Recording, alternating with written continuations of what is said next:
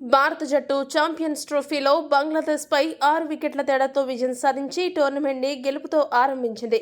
ఇప్పుడు అదే జట్టుతో పాకిస్తాన్తో జరగబోయే మ్యాచ్కి సిద్ధమవుతుంది. దాయాది జట్ల మధ్య జరగబోయే ఈ మ్యాచ్ నువ్వా నేనన్నట్లు జరగడం పక్కా. ఈ మ్యాచ్లో గెలుపుని ఇరు జట్లు ఎంతో ప్రతిష్టాత్మకంగా తీసుకుంటాయి కాబట్టి ఈ మ్యాచ్పై అంచనాలు కూడా తారాస్థాయిలో ఉంటాయి. ఇటువంటి నేపథ్యంలో ఈ మ్యాచ్కి ముందు మీడియా సమావేశంలో మాట్లాడిన రోహిత్ శర్మ పాకిస్తాన్తో జరగబోయే మ్యాచ్పై కొన్ని కీలక వ్యాఖ్యలు చేశాడు. కెప్టెన్ రోహిత్ మాట్లాడుతూ, మా ప్రత్యర్థి పాకిస్తానా లేక వేరే జట్ట అని మేము పట్టించుకోము. చిన్న జట్టైనా పెద్ద జట్టైనా మా ఆట తీరు ఒకేలా ఉంటుంది. జట్టు గెలిపే లక్ష్యంగా మేము ఆడతాము. మా తుది జట్టు కూర్పులో తీసుకునే నిర్ణయాలు పూర్తిగా జట్టు ప్రయోజనాలను దృష్టిలో పెట్టుకునే తీసుకుంటాము. ఇక రిషబ్ పంత్, హర్షదీప్ సింగ్లను పక్కన పెట్టడంపై చాలా విమర్శలు వచ్చాయి. ఎవరికి ఎప్పుడు ఎలా అవకాశాలు ఇవ్వాలో జట్టు యాజమాన్యానికి బాగా అవగాహన ఉంది. దానిపై ఎవరికీ చింత అవసరం లేదు. ఇక ఆదివారం జరగబోయే మ్యాచ్లో చిరకాల ప్రత్యర్థి పాకిస్తాన్పై గెలిచి సెమీస్ బెర్త్ని దాదాపు కైవసం చేసుకోవడానికి జట్టు మొత్తం సంసిద్ధంగా ఉంది.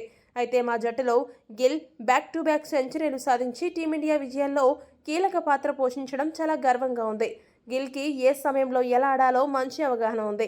ఇక మొహమ్మద్ షమి తన ఫిట్నెస్పై వచ్చిన అనుమానాలన్నింటికీ బంగ్లాదేశ్తో జరిగిన మ్యాచ్లో 5 వికెట్లు దక్కించుకుని సమాధానమిచ్చాడు.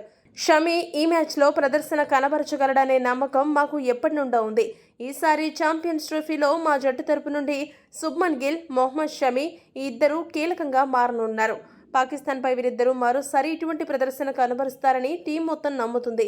వీరిద్దరూ నిలకడగా టోర్నమెంట్ మొత్తం ఇదే తరహా ప్రదర్శన చేస్తే మాకు టైటిల్ దక్కడం పక్కా అని రోహిత్ శర్మ పేర్కొన్నాడు. ఇక టాస్ గెలిస్తే ఏం చేస్తారని భారత్ పాకిస్తాన్ మ్యాచ్ గురించి విలేకరి ప్రశ్నించగా రోహిత్ శర్మ వ్యంగ్యంగా స్పందిస్తూ, నేను క్యూరేటర్ను కాదు, పిచ్ ఎలా ఉంటుందో చెప్పలేను, కానీ మేము ప్రస్తుతం ఇక్కడ పరిస్థితులకు బాగా అలవాటు పడ్డామని మాత్రం చెప్పగలమని రోహిత్ ముగించాడు. ఈ వీడియో కనుక మీకు నచ్చినట్టయితే లైక్, షేర్, కామెంట్ చేయండి. మరిన్ని స్పోర్ట్స్ అప్డేట్స్ కోసం మా ఛానల్ను సబ్స్క్రైబ్ చేసుకోండి.